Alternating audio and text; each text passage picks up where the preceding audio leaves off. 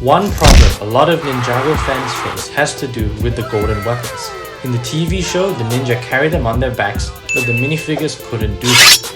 The ZX armor piece, this thing right here, was designed to only carry swords. But in this video, I'm going to show you how much more you can do with this simple piece. Starting with the shurikens of ice. Get a stud with a hole and this very tiny claw piece. Stick the stud in the back of the armor piece and the claw in the stud. Then get the crest from Samurai X's helmet, which is also a bucket handle. Attach the crest to the claw, and with these two open prongs here, you can slot one shuriken on each, and then secure it by pushing it downwards. Now Zane can carry two shurikens around, and I gotta say I'll be doing my Zane figures like this from now on. You can even rotate it, so if you wanted to do what Zane does from season 11 onwards, you can. Now in one of my previous videos I said that you should put your swords in the ZX armor with the edge facing outwards instead of downwards. And I think I made some people upset. No, you can't do this! He already did. So I like to say that, it really doesn't matter which way you put them in. There are good reasons to do it both ways. And I don't think LEGO even cares. Like, check out Mr. Ian Hunted right before he dies.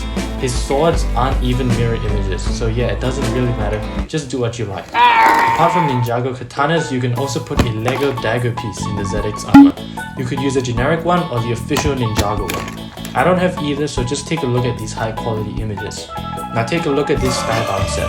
The instructions literally tell you to put a pirate sword into this scabbard piece, which was originally made for katanas.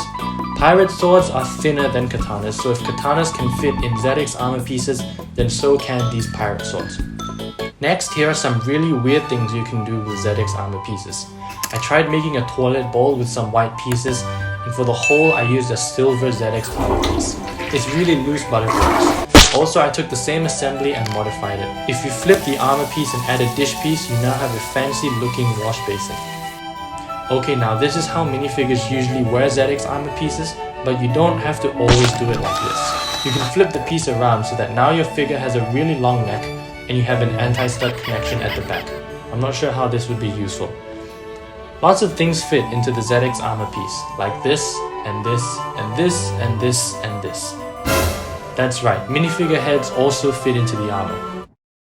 This would be perfect if you're trying to recreate this scene from Crystallized, where Pixel carries the Ice Emperor on her backpack. If you add a stud with a hole, you can carry fruits around, like an apple, banana, and cherries.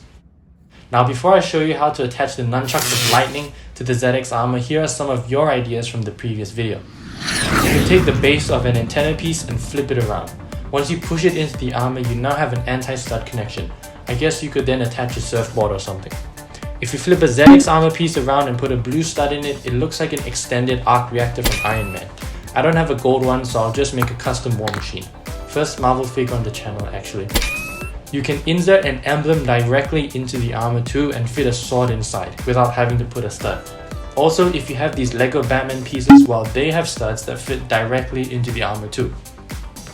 And finally, let's get to the Nunchucks of Lightning. In the previous video, my solution was to make this assembly with a pin and a stud with a hole to get an anti-stud connection and then wrap the nunchucks around the figure. But this is a terrible way to do it. Instead, we can use the assembly from the beginning of the video with Samurai X's crest. LEGO chains have 7 sections, and the crest is actually small enough to fit through the sections of the nunchucks. So if you slot the nunchucks onto the crest at sections 2 and 6 here, you've just managed to store the nunchucks in a very compact way. The nunchucks can hang from Jay's armor just like in the show.